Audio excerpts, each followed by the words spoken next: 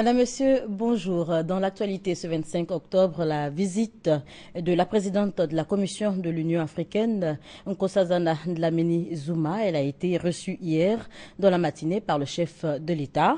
L'émissaire de l'Union africaine est venu solliciter auprès du président Alassane Ouattara l'envoi de personnel soignant dans les pays touchés par le virus Ebola.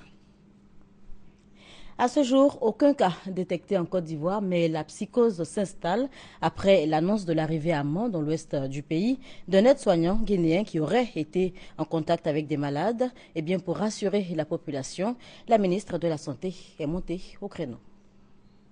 Le mercredi 22 octobre 2014, le ministre en charge de la Santé de la Guinée a informé sa collègue de Côte d'Ivoire qu'un agent de santé ayant eu un contact avec un cas confirmé de la maladie à virus Ebola aurait fui la Guinée pour la Côte d'Ivoire. Aussitôt, le système d'alerte de la Côte d'Ivoire a été activé au niveau des districts sanitaires frontaliers de la Guinée.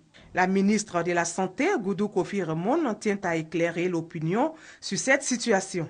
Nous avons pu identifier la zone où se trouverait cette personne et je tiens à préciser que cette personne était ce qu'on appelle dans le jargon, il n'est qu'un contact. Et c'est le terme même qu'a utilisé le ministre de la Santé de Guinée.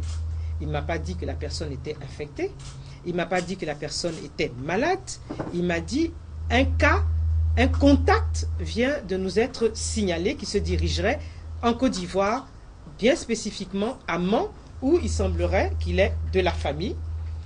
Mais réflexion, enfin, avec toutes les informations que nous avons pu avoir au fur et à mesure, cette personne serait en même temps une sorte d'opérateur économique qui aurait donc tout un dispositif de santé, de clinique, aussi bien en Guinée qu'à Mans et à Daloa.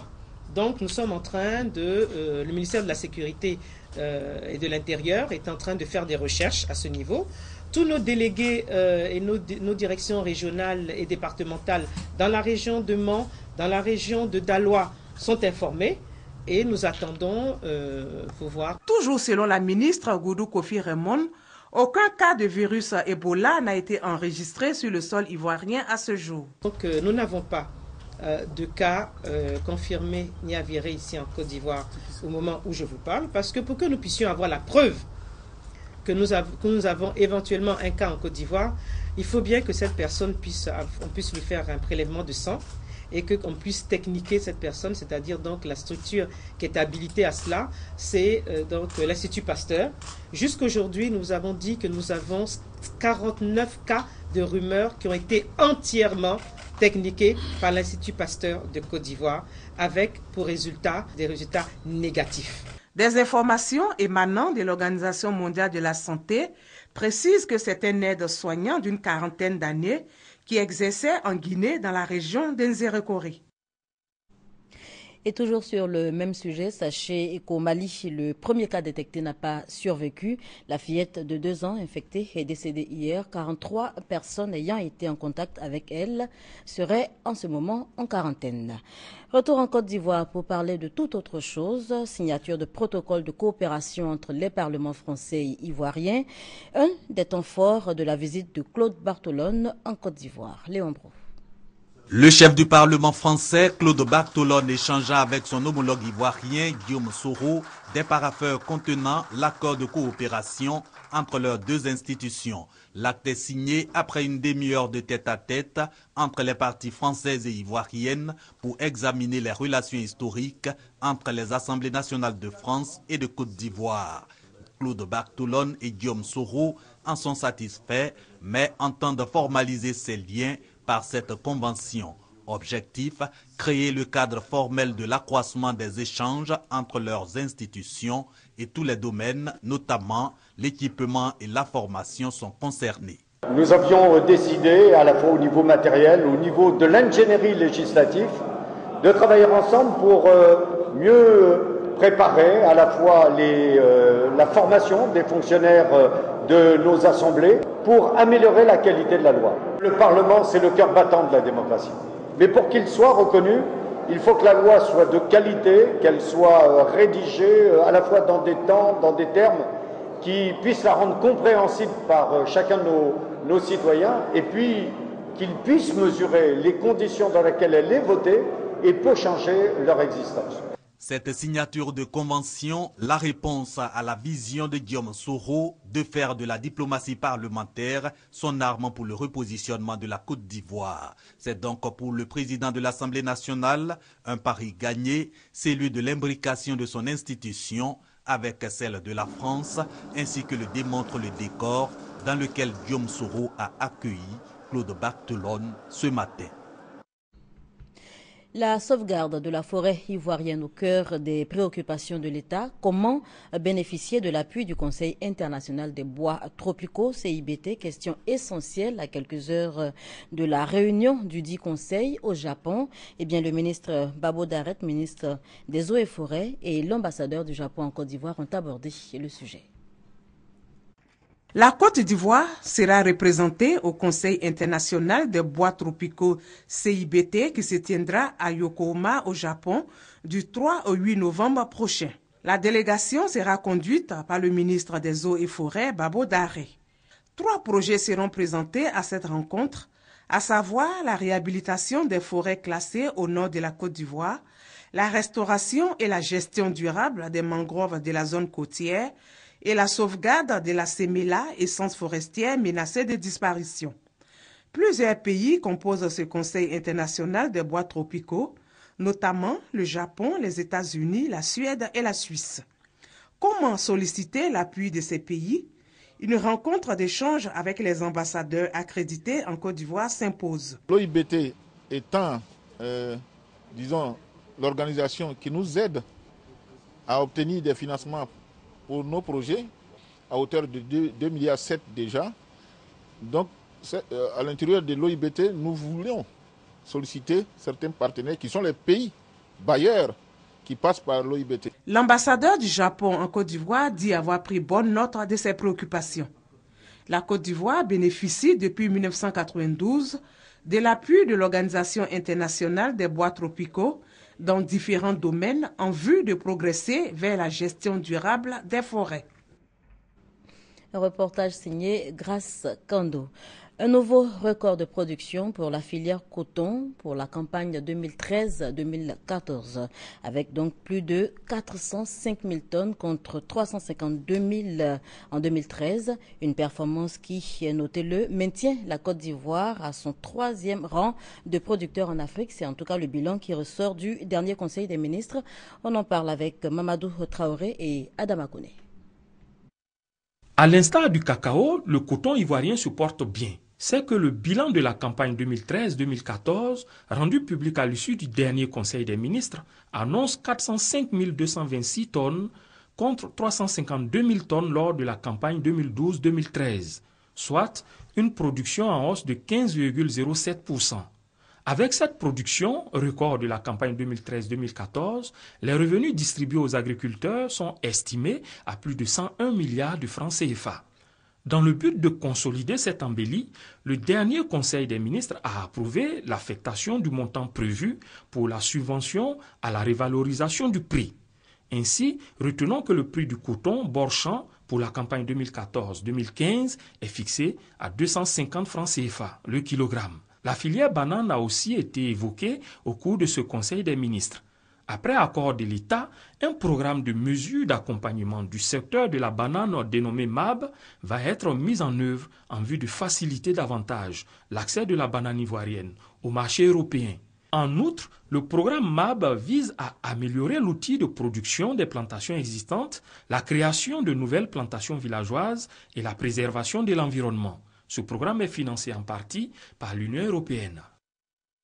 Et toujours en agriculture, vous le savez, la campagne café-cacao est lancée. Le Conseil sensibilise donc aux nouvelles dispositions mises en place pour la campagne 2014-2015. À Aboissou, la délégation régionale du Conseil en a fait écho. Francis Boifo. Le département d'Aboissou dans la région du Sud Komoué a été classé premier en matière de production du cacao pour la campagne 2013-2014. De 31 000 tonnes de fèves de cacao en 2013, la production est passée à 44 000 tonnes en 2014, soit une augmentation de 43%. Selon le délégué régional du Conseil café-cacao d'Aboissou, cette performance est à mettre à l'actif de toutes les forces vives de la région pour leur appui dans la lutte contre la fuite du cacao vers les autres départements et les pays voisins. Autre point, la distinction du doyen Blewé Aka en qualité de meilleur producteur de cacao lors des dernières journées nationales du cacao. Cette rencontre des acteurs de la production et de la commercialisation du cacao et du café a été l'occasion d'annoncer les nouvelles dispositions prises par le Conseil pour la campagne 2014-2015. Il s'agit entre autres du prix Borchamp qui est passé de 750 à 850 francs le kilogramme de cacao et de la déclaration en ligne des achats sur la plateforme mise en place par le Conseil Café et Cacao. L'objet de cette mission, c'est de pouvoir sensibiliser tous les acteurs de la filière café-cacao sur le démarrage de la campagne et le respect des procédures qui sont mises en place en ce qui concerne la commercialisation intérieure. Emboîtant le pas au Conseil Café-Cacao, les autorités préfectorales décident de s'engager dans la lutte contre le racket et autres formes d'entrave à la commercialisation du café et du cacao dans le département d'Aboasso. Des échos de la deuxième édition de la journée du volontariat français. L'événement a eu lieu hier au CERAP, le compte-rendu de Herman Niamia. Depuis 2012, date de l'ouverture de l'espace volontariat en Côte d'Ivoire, ce sont plus de 300 volontaires et bénévoles issus des dispositifs français de promotion du volontariat qui ont été recensés dans le pays. Ces volontaires appuient plus d'une vingtaine de structures locales dans des domaines variés, entre autres l'éducation, la formation, le développement durable, la protection de l'enfance, la protection de l'environnement, la réhabilitation d'infrastructures et la microfinance. Nous fonctionnons dans les programmes annuels des collectivités. Nous travaillons avec les fêtières pour, dans le cadre de l'éducation, le cadre de la santé, l'eau et l'assainissement, l'appui au développement. Notre association a 15 villages, en tout 30, on est 2 équipes, donc chaque équipe a 15 villages bénéficiaires. Donc la principale mission, ça a été de sensibiliser, donc informer la population bénéficiaire de qu'est-ce qu'on pouvait faire pour eux. Donc on est une association de développement rural basée surtout dans le suivi des groupements. Au sein de AISEC, nous avons des projets que nous avons implémentés sur le VIH-Sida, sur l'environnement, sur le tourisme. Donc on permet à des étrangers de venir travailler dans nos projets ici en Côte d'Ivoire. Et aussi, on donne la possibilité aux jeunes Ivoiriens d'aller travailler aussi dans des projets à l'extérieur, comme au Burkina, au Ghana. Mais ces actions ne sont pas toujours bien connues des populations. La journée du volontariat français, qui est à sa deuxième édition, est donc l'occasion de vulgariser leurs actions en Côte d'Ivoire. Aujourd'hui, partent en mission dans des pays, ils y travaillent, mais ils sont peu connus, peu reconnus, leur structure d'accueil également. Alors cette journée est en fait instituée pour les magnifier. Le thème choisi pour cette deuxième édition est volontariat et citoyenneté. Quelle contribution des entreprises? À travers ce thème, les initiateurs entendent solliciter davantage la contribution des entreprises en vue de favoriser l'épanouissement des populations. Des nouvelles de l'extérieur avant de terminer, à commencer par le Nigeria où les manifestations se multiplient pour la libération des lycéennes enlevées par Boko Haram. Au Nigeria, des partisans du télé-évangéliste Tibi Joshua réunis devant le tribunal. Le pasteur doit comparaître le 5 novembre pour sa responsabilité dans l'effondrement d'un bâtiment appartenant à son église. En septembre, le drame avait fait 115 morts. Vendredi, la cour a expliqué qu'il lui manquait des documents pour auditionner correctement les témoins. Elle a repoussé les premières audiences au 28 octobre. 300 jours dans une prison égyptienne. Un triste anniversaire ce vendredi pour les 3 journalistes d'Al Jazeera.